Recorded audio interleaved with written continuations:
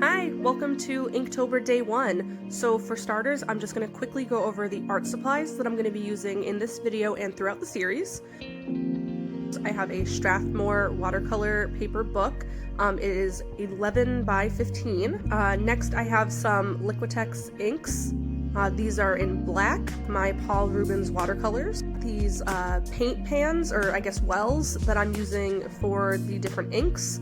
I have my salt, as usual, some micron pens, my white gel pen, and more Liquitex ink in white, silver, and gold metallic.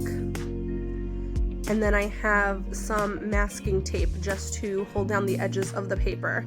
So those are my supplies, and I'll be using them both on and off throughout the series. Not every item here will make it into every portrait, but this is the gist of what I'll be using for all of my Milky Way bath illustrations. Alright, so let's get to day 1, which is the Cat's Eye Nebula. So I've never actually cut illustrations out of a sketchbook before, so I know it's not going to be straight and perfect, but that's okay. I'm going to be doing it for each one. And so I'm taping the edges here, and the reason for taping the edges is, one, to keep the illustration straight, keep the paper from moving, but it also creates a nice little border. If you lay the tape down correctly, the watercolor and the water itself and the ink will stop at the edges and not bleed through, hopefully. That doesn't always work out for me. A lot of times I do have a little bit of a bleeding edge, but that's okay. I actually kind of like the way that it looks. So here I'm just doing a light wash in like a light gray. What I did with those wells is I actually put different mixtures of water and the black ink to kind of create different tones of gray to jet black and kind of dilute it a little bit, so I got some variation in the ink. So I'm just laying that down with some salt just to kind of get my bearings with how I wanted the actual space to look behind her.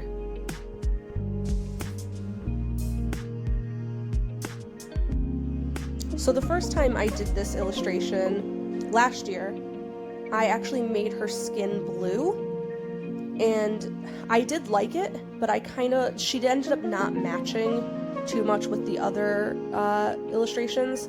So for this go around, I wanted to make her skin more of a gray tone, and I'm going to be doing that on and off for most of my Galaxy Girls, but I did throw a little hint of pink in there. They all will have mostly a splash of color in their skin just to make them not look so flat.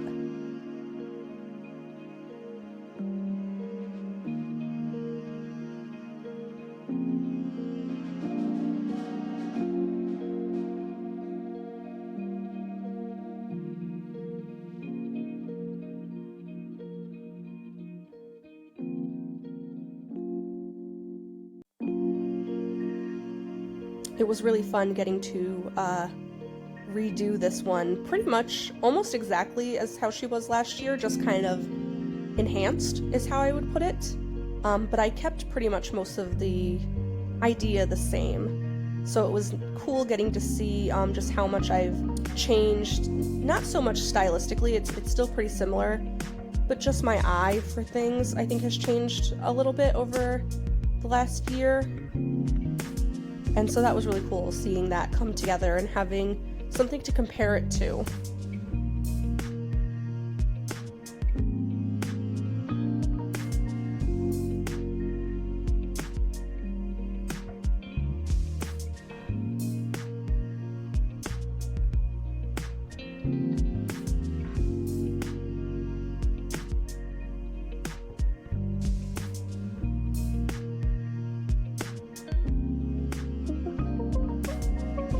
So I was really nervous here, and you'll see that as I go.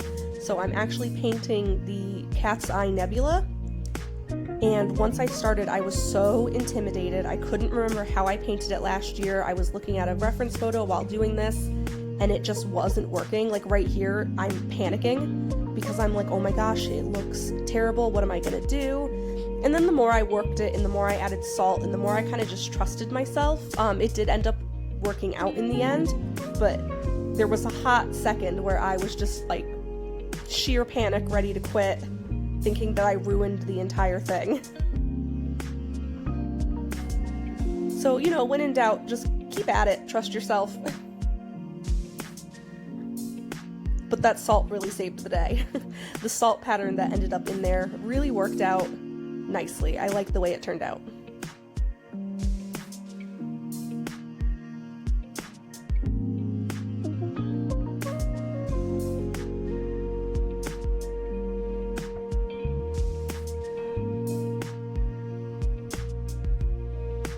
And I forgot to take the actual price tag off of my brand new paintbrushes. So please don't judge me whenever you see that paintbrush come into frame with the big old tag hanging off of it. I just wanted to get right into painting, and I didn't even notice it until I started editing. So now I'm just going in with a darker, more concentrated form of the black ink, just to kind of, you know, it's Inktober, it's supposed to be dark, and she's in space, so I really wanted to bring the edges of space closer in, and have some contrast, because around the nebula itself it has kind of a little bit of a glow about it, so I wanted it to be lighter towards the center and darker towards the edges. So I'm just gonna, and you'll see that as I keep going, I just keep adding in more and more ink to kind of build up that contrast.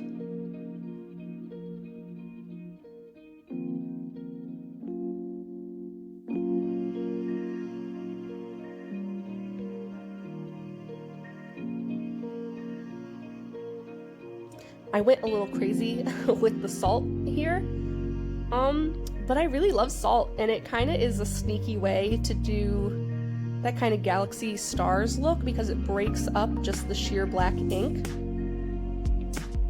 So, I mean, I kind of went a little overboard. It's a lot of texture, and I might ease up on the next few portraits, but no promises, because I don't hate it. I know some people might find it too busy, but I really like the salt. And it's really fun sprinkling it and seeing what patterns show up, so I probably won't stop anytime soon.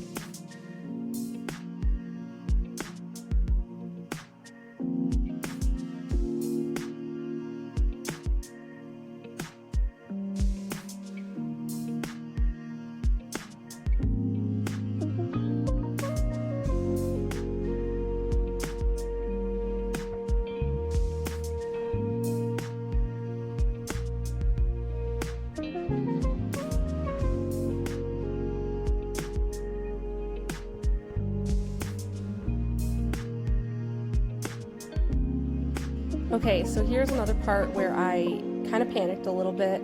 You'll see I keep adding to her tattoo and taking away because the colors were getting muddy, and I couldn't figure out how to get what essentially is a duplicate of the nebula onto her forehead because it's such a tiny space, but it eventually did work out. I just had to keep going at it and trying again. But it's hard doing something so teeny tiny.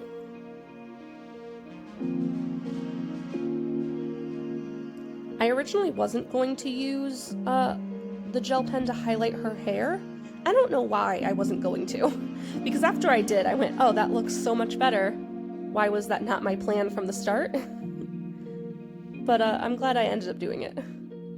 I probably won't do that for all of them, though. It depends. It was just because of the way her hair was slicked back, and her hair is such a bright color that the white really helped there.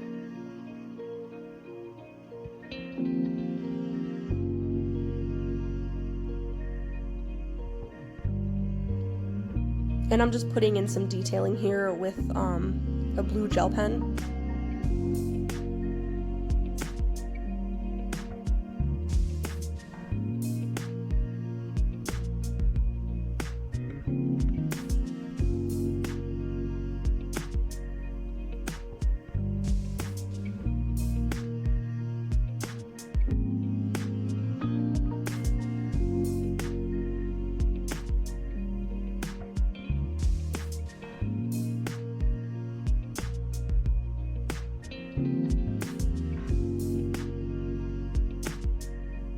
And so I took the tape off, and I was really surprised at how clean the edges came out. I mean, there's like the tiniest hint of bleed through, but that was the cleanest edge I've ever had to date.